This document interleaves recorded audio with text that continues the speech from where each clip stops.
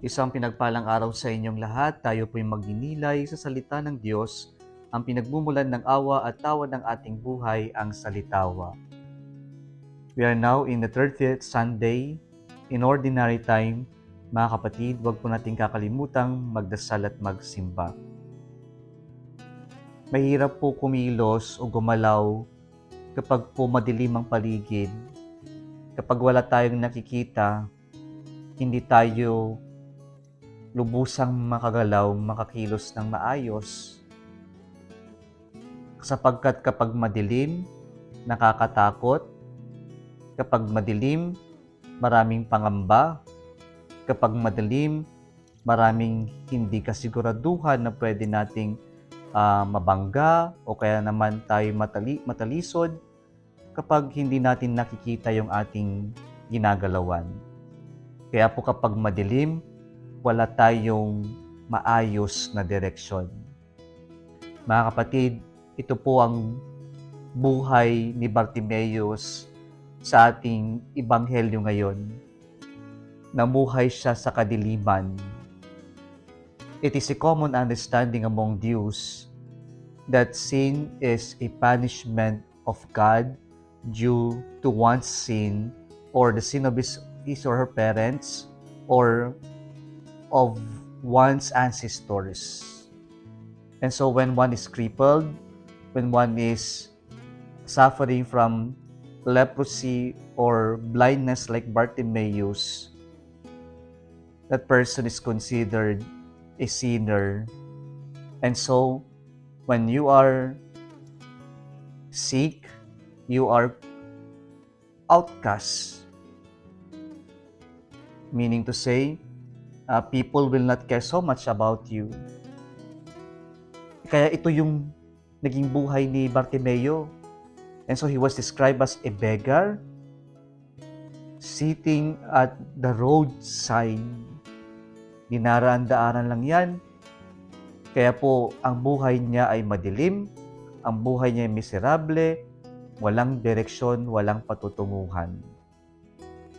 Unfortunately, he heard of the news that Jesus is passing by. And so, when he heard it was already Jesus who was passing by, we heard in our gospel today that Bartimaeus shouted by calling the name of Jesus or saying to him, "Jesus, Son of David, have pity on me." Ito lang yung pinagsisigawan niya. Pero habang pinagsisigawan niya ito, narinig natin, many people rebuked him. Parang sinasabi sa kanya, isa kang pulubi, isa kang makasalanan, madumi ka, wala kang karapatan lumapit, wala kang ding karapatang ipagsigawan o kaya naman pansinin ng isang rabay na gaya ni Jesus. Pero sa kabila nito, all the more, according to our gospel today, that Bartimaeus called out, Jesus, shouting, "Son of David, have pity on me." Mga kapatid, bulag si Bartimeo, pero ano nga ba yung nakita niya sa kabila ng kabulagan niya sa ating Panginoon? Ang nakita po ni Bartimeo sa ating Panginoong Jesucristo ay HPG. Una po, despite of his physical ailments or defect, he was blind, he was able to see hope in Jesus. Miserable yung buhay niya, patapon, walang direksyon, at madilim ang buhay niya, na para bang doon na siya mananatili lamang sa gilid na namamalimos. Ngunit nagbago ang lahat nang marinig niya ang tungkol sa ating Panginoong Jesucristo. Nagbago ang lahat nang malaman niyang paparoon sa kanila ang ating Panginoong Hesukristo. Nakita ni Bartimeo ang pag-asa niya sa ating Panginoong Hesukristo. Isa itong paalala sa ating mga kapatid na kapag sa Diyos tayo umasa, mayroong pag-asa. At sa kapag sa Diyos tayo umasa, hindi tayo mapapaasa. Sapagkat ang Diyos, ipagkakalob lamang niya sa atin kung ano yung best para sa atin.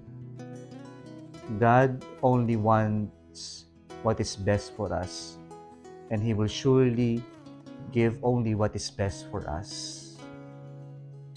Nakita niya ang pag-asa sa ating Panginoong Hesukristo. Hope. Pangalawa po, sa kabila ng kanyang kapansanan na siya'y bulag, nakita ni Bartimeo sa ating Panginoong Hesukristo ang kanyang purpose, meaning, kahulugan ng kanyang buhay. And so when he was able to catch the attention of Jesus, tingnan natin, Jesus asked those people who rebuke him to stop calling the name of Jesus, were the same people whom Jesus asked to call Bartimaeus. Hindi lumapit ang Panginoon pero ginamit niyang ibang tao para palapitin sa Kanya. Napakagandang imahe po ng role natin na ilapit ang iba sa ating Panginoong Hesukristo. And then, what happened?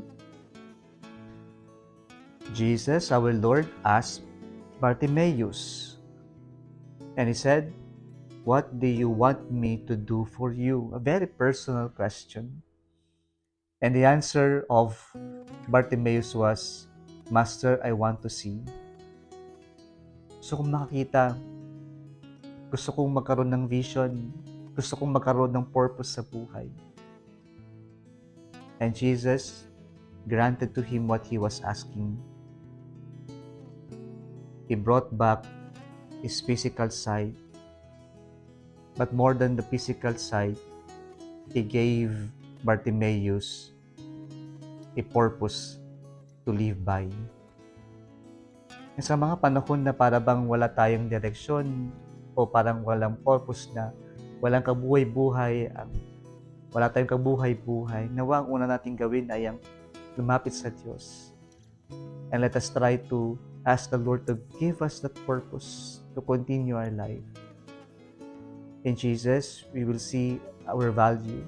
In Jesus, we will see the purpose of our life. In Jesus, we will receive and understand the real meaning of life. Purpose na nakita ni Bartimeo. Pangatlo po, Bartimaeus saw God in Jesus Christ. Bakit niya pinagpipilitan na ipagsigawan? Bakit siya nagpapapansin? Sapagkat hindi man malinaw masyado kay Bartimeo, pero sa loob-loob niya, nakita niya ang Diyos. He was able to encounter God in Jesus Christ because Jesus Himself is God. And through our Lord Jesus Christ, He saw God. Through Jesus Christ, He encountered the Lord who cares so much for all of us. In Jesus Christ, He experienced that consolation which He has not received from anybody else, but only from God. Kaya po, yung pagtatagpo na ito ay pagtatagpo rin ng isang makasalanan sa Diyos.